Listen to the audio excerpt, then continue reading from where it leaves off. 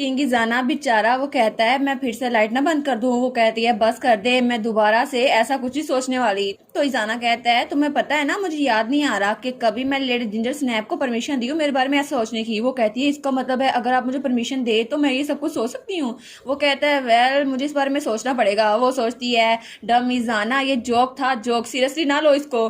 तो वो कहता है वेल वैसे भी मेरी स्किन जरा सॉफ्ट है ना और जरा परफेक्ट है, तुम देखे बगैर रह नहीं सकती। तो वो कहती है अच्छा ऐसा है।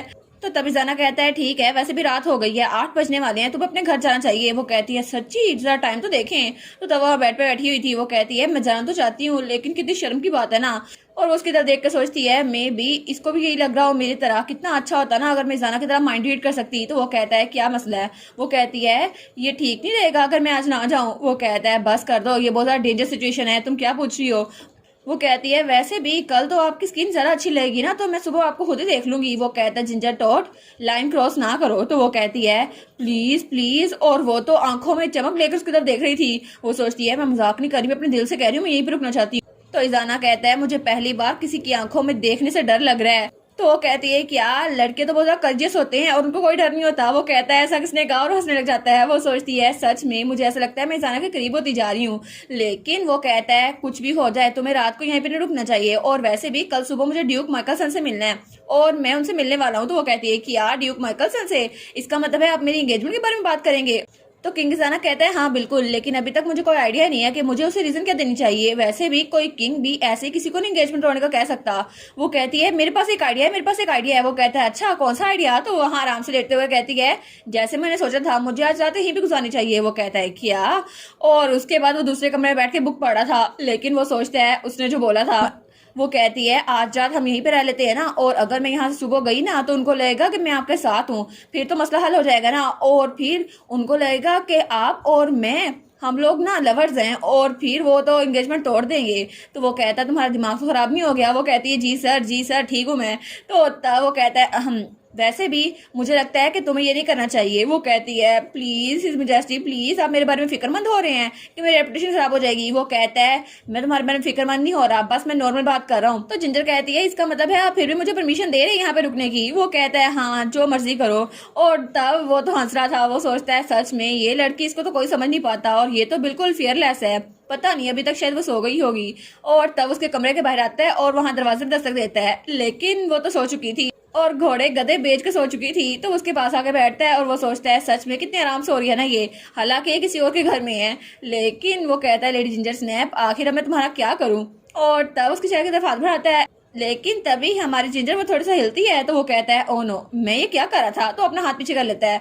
वो सोचता है जब मैंने उस बुक में पढ़ा ना जहाँ पे मेरे पास्ट के बारे में और मेरे फ्यूचर के बारे में लिखा था तो मुझे बहुत ज़्यादा बुरा लगा, और वो स्टोरी उसने मेरे लिए बहुत ज़्यादा हॉरिबल एंडिंग लिखी हुई है, और अगर लेडी जिंजर स्नैप वहाँ पर ना होती तो मैं पता नहीं क्या करता, मैं शायद बहुत ज़्यादा उदास होता। तो तब वहाँ से निकलते हुए उसको कहता है थैंक यू जिंजर। और जिंजर वहाँ पे आराम सोई हुई थी, उसको तो कोई खबर ही नहीं थी कि वहाँ पे एम्पर आया भी है या फिर नहीं। और तब हमें सुबह का सीन दिखा रहता है और तब हमारी जिंजर वो अंगड़ाई लेकर उठती है। वो सोचती है कल रात तो मैंने कितने मजे का ख्वाब देखा ना, एम्पर मेरे पास था, उसने कहा था जिंजर और मैंने कहा था जी योर मैजेस्टी, कितना मजे का ख्वाब था। लेकिन तभी वहां पे मेड आती है। वो कहती है लेडी जिंजर टॉट ड्यूक माइकलसन आ चुके हैं। तो वो सोचती है वाओ, तो फाइनली वो टाइम आ ही गया। और वो कहती है मेरे हाफ मैसी हेयर और मेरा ड्रेस क्रम्बल्ड है और ऑब्वियसली मैं अभी उठी हूँ तो उसको यही लगेगा परफेक्ट टाइमिंग है। तो तब वहाँ ड्राइंग रूम में ड्यूक माइकलसन और एम्पर बैठे हुए थे। तो ड्यूक कहता है आप कैसे हैं। वो कहता है मैं ठीक हूँ, आप सुनाए आपके इलाके की खबर कैसी है।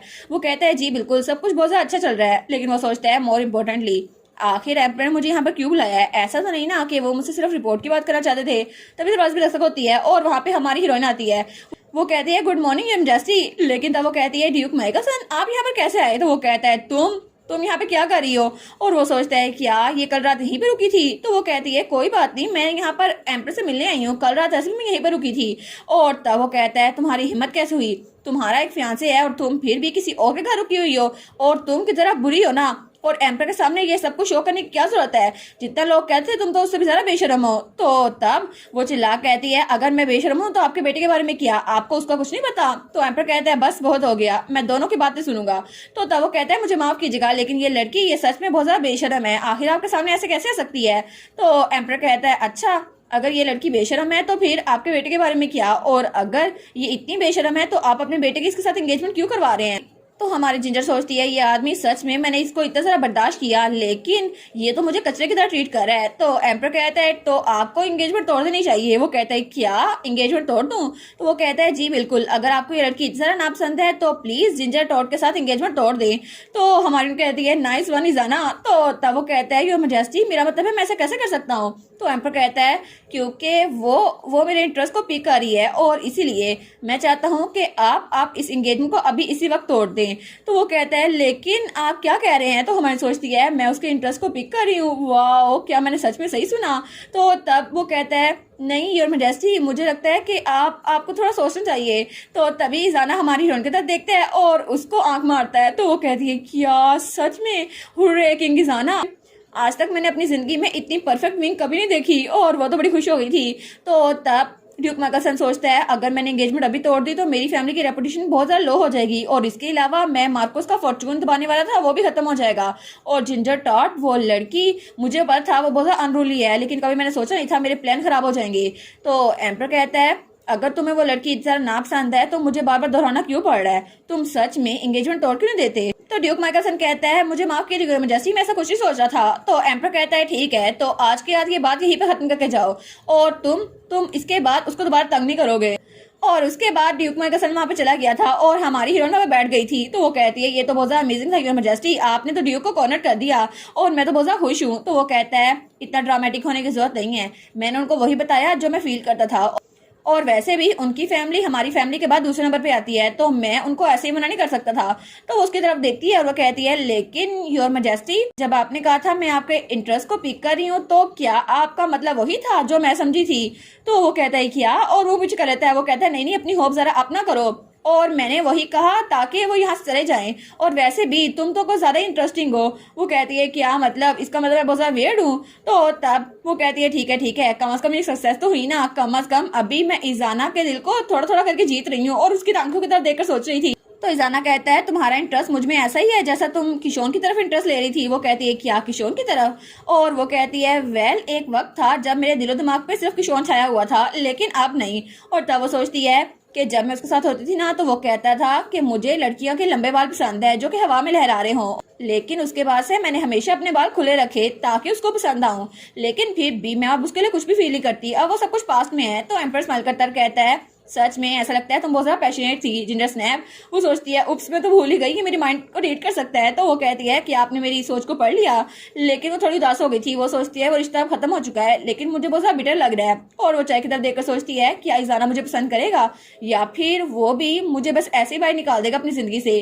तो तब एम्प्रेस को सर पे हाथ रखता है और कहता है तुम्हें इतनी सैड होने की जरूरत नहीं है, वैसे भी तुम तो क्रेजी जितनी हो ना, कोई भी तुम्हें इंटरेस्ट ले लेगा। तो वो कहती है सच में? तो जिंजर कहती है कि आप ये नाइस तरीके से कह रहे हैं। वो कहता है ऑफ कोर्स, ये मेरी तरफ से हाईएस्ट कॉम्प्लीमेंट है। वो कहती है अच्छा। तो वो कहता है ठीक है अब सुबह हो गई है, अब अपने घर चली जाओ और वैसे भी तुम्हारी मॉम फिक्रमंद हो रही होगी। वो कहती है ठीक है मैं चलती हूँ, लेकिन वो दिल में सोचती है ऑनेस्टली मेरी मॉम भी चाहती है मैं यहाँ पर और देर रुकूँ। तो वो कहती है ठीक है यूनिवर्सिटी अब मैं चलती हूँ। और तब दरवाजे की तरफ आ रही होती है और वो सोचती है मैं सच में यहाँ से जाना नहीं चाहती, अगली बार मैं इनसे मिलने के लिए कौन सा एक्सक्यूज यूज करूंगी। तो तभी एम्पर पीछे से आता है और उसका हाथ पकड़ लेता है। तो वो कहती है क्या योर मैजेस्टी? तो एम्पर वो अपनी जैकेट उतारता है और उसको देता है। वो कहता है गलत मत समझना, लेकिन तुम्हें ठंडा लग जाए इसलिए दे रहा हूँ। तो वो दिल में सोचती है मेरा दिल तो कर रहा है इसको गलत समझ लूँ। तो एम्पर कहता है आखिर मैं तुम्हारा क्या करूँ, जल्दी करो चली जाओ, जल्दी घर जाओ, वहाँ बहुत सारा ठंड है। और उसके बाद वहां से बाहर जा रही थी और एम्पर उसको खिड़की से देख रहा था और हमारे सोचती है अच्छा मुझे जाना ही पड़ेगा, अब तो जाना ही पड़ेगा। तो एम्पर सोचता है शुरू में तो मुझे लगा था ये बहुत ज्यादा अजीब सी लड़की है जो मीटर देखकर ऐसे ही कुछ सोच रही है, लेकिन मुझे लगता है ये सच में बहुत ज्यादा क्यूट है। और उसने कहा था इजाना मैं स्लोली तुम्हें जीत रही हूँ। और तब वो स्माइल करता है। और इसी के साथ ये वाला पार्ट यहीं पर ख़त्म। तो आप लोग बताइएगा आप लोग को ये पार्ट कैसा लगा और वीडियो को लाइक और चैनल को सब्सक्राइब लाजमी कीजिएगा। बाकी वीडियोस का लिंक भी स्क्रीन पर नज़र आ रहा होगा तो काइंडली उनको भी चेकआउट कर ले। और thank you so much for watching my videos. Stay safe, bye bye.